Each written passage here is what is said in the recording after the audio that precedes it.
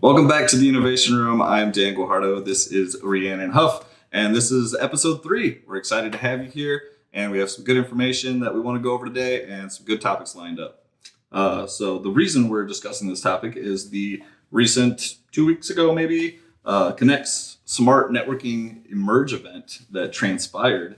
And the main question that I heard from everybody during the roundtables, during the cocktail sessions was new business development and how you should go about it now, because so many things have changed, but so many people are still doing business. We still need to keep our numbers up for next year as much as we can. And people wanted to know like the etiquette really.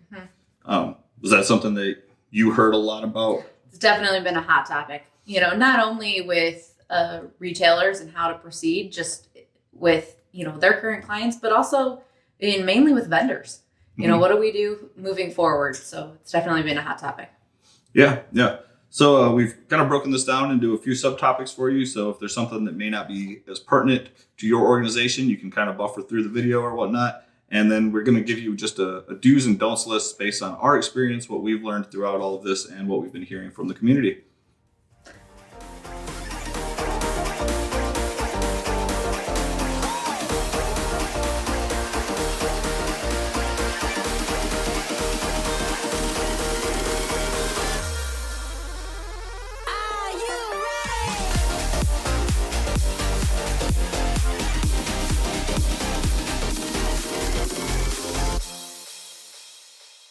So, the topic of new business development and the challenges that it's bringing into our communities and our organizations and our industry in general, really focuses on 3 separate breakdowns. Number 1 being your existing client retention management. How are you going to operate with your existing clients, and the things that we've learned you shouldn't do, and the things that we found maybe you should be doing more of if you're not doing it already. First off, don't operate as everything is normal, because everything's not normal, and operating in such a way could even be offensive to some people who aren't feeling the same way or aren't seeing the same things you're seeing. Right. And then the second big one here for the don'ts is don't let your customer service slip due to your own internal issues that you may be dealing with, whether it be with your remote work or with sourcing materials or whatever those internal issues may be. You can't let those project onto your existing clients in the customer service aspect. If you had to, unfortunately, furlough some employees or release some employees, and now you have people moving departments helping out, you got to keep that in and don't let it be shown, because customer service is, I believe, more important now than it ever was. Even if, you're not getting new work and new projects, keep that relationship the same as it was, because you will one day, and you're going to be happy you did. That's huge. Communication, something that we've talked about numerous times. Communication is key, and keeping that client service, I think I agree, above par, better, is absolutely crucial right now. Mm-hmm. And we've all had to change and adapt and move. We went from all of us working in the office to basically overnight, all of us working from home. We're still working from home. So even with my team, there's definitely been some adjustments and everybody learning the new norm or the new way of working. Mm-hmm. But I've just definitely, told my team that they need to be over communicating, not leaving anything, any of that guesswork with the clients, and let them know we're here to help. We are still here. We are still moving. We're all still operating. Because sometimes, even in the beginning of all this, and as people change and reopen and do things, there was sometimes that guesswork, or we didn't even know where people were at certain times, certain points. So letting your client know exactly what we need to do moving forward, keeping those projects up to date, keeping that communication flow.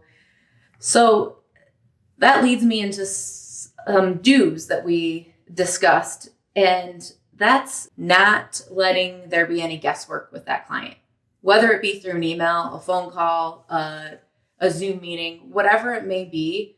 Letting them know what those next steps are going to be at the end of every call, at the end of every email. what's the next step? What should they be expecting? Mm-hmm. But also sticking to that structure, not taking away their precious time or their precious minutes that they do have in the day.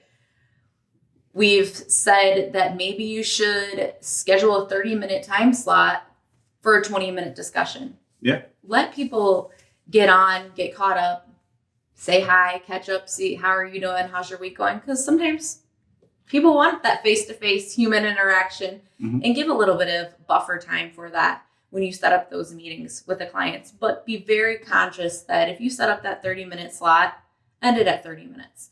Yeah. And give them their time. Everybody's busy right now navigating this new environment. So we've said numerous times that our days feel like a blur, and time has gone by so fast that where did the day go? Our clients potentially feel the exact same way. So we don't want to take advantage of their time as well.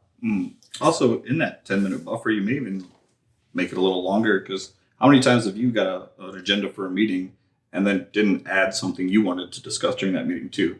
So if your agenda alone is 20 minutes, you've buffered now to your connection time for your Zoom meeting or Microsoft Teams, whatever issues there are, some chit chat and how are you doing kind of conversation.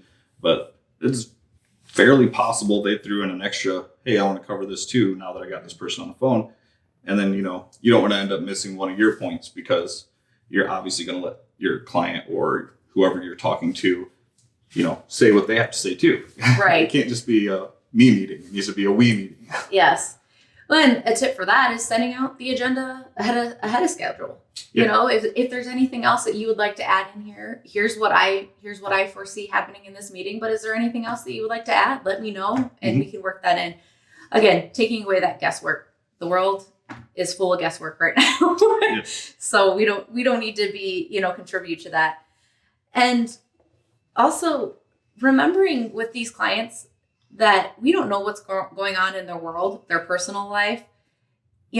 Work could be that norm for them, that daily schedule that they want to stick to. So don't shy away from the communication with the client in regards to setting up those meetings.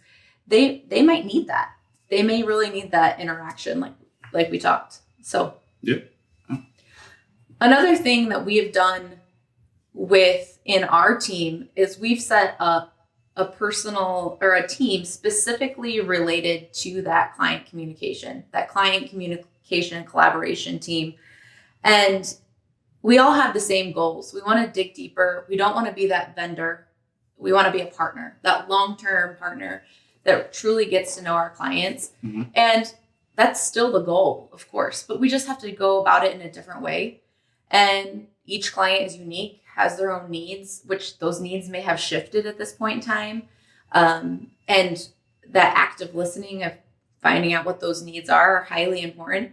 But we have this engagement team that we've set up almost from all areas of our company and different levels, whether we have sales and some project management, and kind of coming together to collaborate ideas of how we can enhance those client experiences and those interactions with clients, kind of thinking outside the box a little bit and being creative.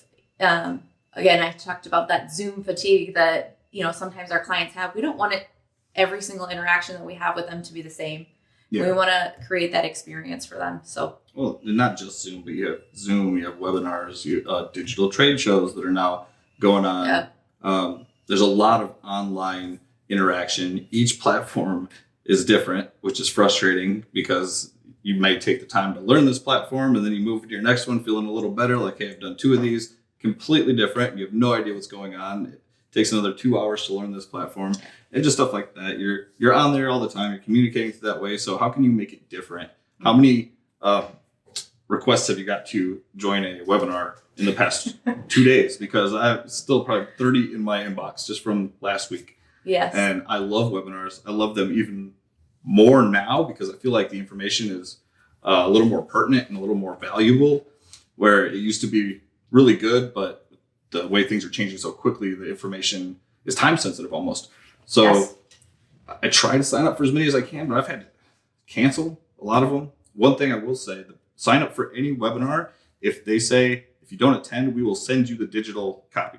I sign up for all of those, whether I can make them or not, because then I'll get a copy sent in my inbox, and I've created a folder now to where I can go back and watch some of these if that information is still pertinent. A lot of these are, 2021 webinars. How to set you up for 2021. Yeah. I have 5 months where I can watch a lot of that stuff. And I think everybody's just craving information right now. They want to know what everybody else is doing. And just like this topic, and we've talked about it in the past in regards to that we're all leaning on each other. Everybody in our industry, what are you doing? What's working for you? Mm-hmm. So I think that having that information available is key.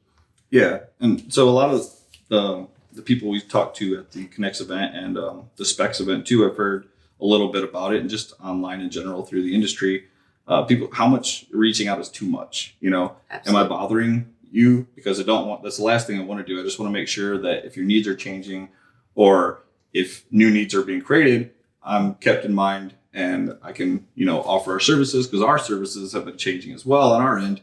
But we don't want to send you an email every day or every week updating or seeing how you are. Have your stores reopened in this state? Have they closed in this state? So setting up these kind of different meetings through the client communication team or the customer communication team or committee. It can only be 3 members of your organization that's just, kind of on top of this. I feel with the structured schedule and the focused purpose to make this something special and unique for them, it changes a lot of the dynamic where you're not just calling, hey, how you doing? Got any stores open? Any projects starting? Yada, yada, that kind of thing. And I think that is probably the best way that we've developed and we've seen to go about these interactions to reduce that awkwardness, reduce any of the frustrations on the client's end from like, you just called me last week. We love you guys. You're doing a great job, but got nothing for you. I'm a little busy here.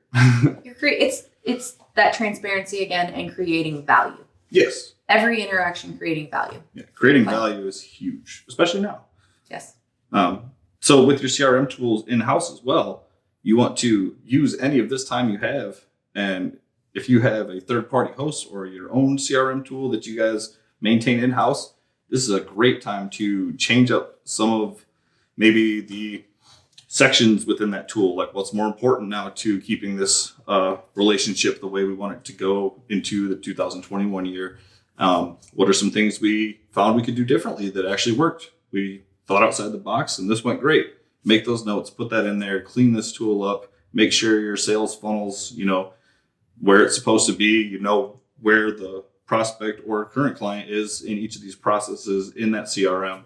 So you can utilize that data much better, because data is king and it will be for the very many years to come.